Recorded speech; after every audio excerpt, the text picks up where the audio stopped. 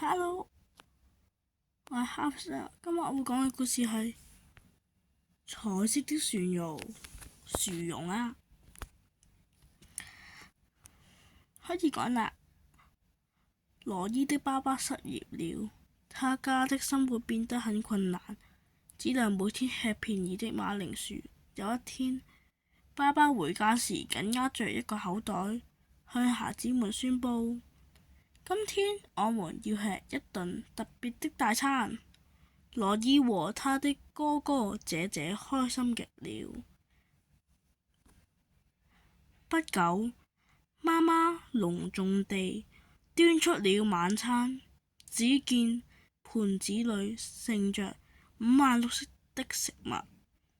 羅伊迫不及待地吃了一口，頓時明白了，原來係薯蓉。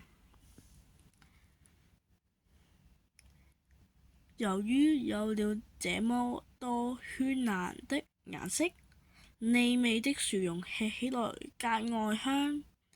孩子們邊吃邊樂樂地笑，大家又變得快樂起來。幾週後，爸爸找到了工作，他的家人也告別了馬鈴薯大餐。後來，羅伊才知道那天爸爸買來的只是食用色素。係以上，今日到此為止，拜拜。